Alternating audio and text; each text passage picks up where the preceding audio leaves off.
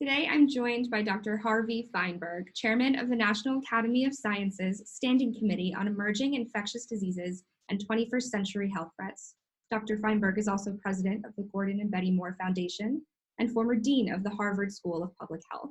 Dr. Fineberg, thank you for taking the time to speak with me today. Why don't we just jump right into the editorial that you authored in the New England Journal of Medicine last week that presented a framework on crushing the COVID curve in 10 weeks. Can you give us a little bit of background on what prompted you to write this piece? Thank you so much. The editorial is really my effort to describe what I think are the necessary steps for us to succeed in the war against the COVID-19 epidemic in the United States. If it is a war, it's a war we have to win. And the idea behind this editorial was that we have to be much more aggressive in defeating this threat than we have been to date. Absolutely. And your editorial advocates for not just flattening that curve, but crushing it. Can you explain the difference? Most of the discussion about the epidemic curve talks about slowing it so that we don't overwhelm our medical facilities. That's a good idea and a very valuable concept. But my notion is we shouldn't only try to flatten this curve, we should crush the curve. And that means interrupting the spread of this virus from person to person. Absolutely. You mentioned the need for anyone with symptoms to undergo diagnostic testing. But what are your thoughts on serological testing to detect antibodies? How does that fit into your framework? Both serological testing and genomic testing, the PCR, have an important role to play, but the purposes and functions are different. PCR is especially valuable in identifying those who have just been infected. It's not always positive. In fact, it may be falsely negative as much as 30% of the time. But when it is positive, it's very, very clear the person does have this infection. The serological tests do not become positive as early, but they remain positive over a sustained period. And they can help us identify not only who has been infected, but possibly who may be immune to future illness and therefore ready to do more in the community over time as we battle this pandemic. Right, and that differentiation is so important.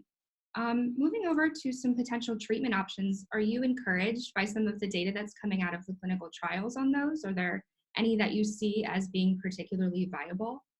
It's early on the clinical trials in the US, but there are a wide range of agents, antiviral agents, drugs that have been used for other purposes, and especially plasma from patients who have recovered from this illness, all may be avenues to lead to effective treatment.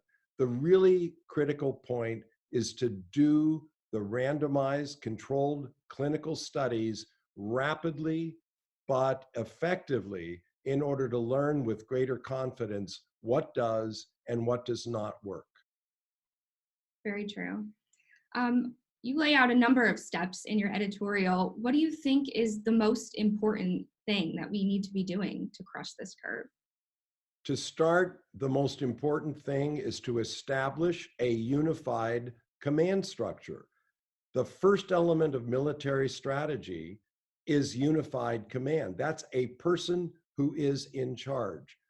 President Lincoln eventually got to Grant. I believe President Trump needs to find his General Grant to fight this battle in a coherent, concerted, and unified way. We're very lucky in the United States in one respect. The epidemic is not as fully advanced everywhere. It's at different stages. When it's a full-blown outbreak, as in New York right now, we've got to throw everything at it that we possibly can. It's like a firefight in a real war. But other parts of the country have an opportunity to take these aggressive preventive steps so that they never have to experience that kind of pressure on their health system, and more importantly, so that fewer people will die. And what do you see as the biggest hurdle that is preventing us from really going after this and crushing the curve? It's not money because the Congress is prepared to put anything it takes. Partly, I think it is organization and will and a kind of inspiration to the whole country that we're all in this together and that we all have to do our parts to defeat this common enemy. And by the way, it's not only for the United States, because this is a global pandemic. With the degree of travel and interaction today, this pandemic is not really going to be over anywhere until it is over everywhere. And therefore, our mobilization, doing the right thing in the United States, will position us to be even more helpful to the rest of the world.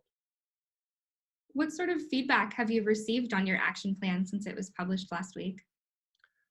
I've received a lot of feedback. Many people are saying it's great to finally have a plan. Other people are saying it's unrealistic. The president is never going to do this.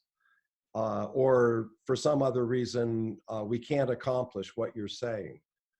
I believe in the ingenuity, creativity, and determination of an incredible array of people in this country. I've seen already from the little glimpses that I have had of the type of ingenuity and applications that people in science and in the media, in high tech, in every walk of life are figuring out ways to make a contribution. I believe that if we can't do it nationally, maybe we can do it on a state level. If we can't do it on an all state level, maybe we can do it for counties. If we can't do it in every county, maybe we can do it in some areas and show the way. We're very good at learning from one another. And if some of us can take these steps and crush the curve, I think it'll be a great object lesson for the entire nation. Definitely. Is there anything else that you would like to add? Well, I think you've covered it really well, and I appreciate the chance to be with you. Absolutely. We thank you so much for taking the time to speak with us today. Your perspective is so valuable, and I really hope that it inspires us to come together to battle COVID. So thank you. Thank you very much.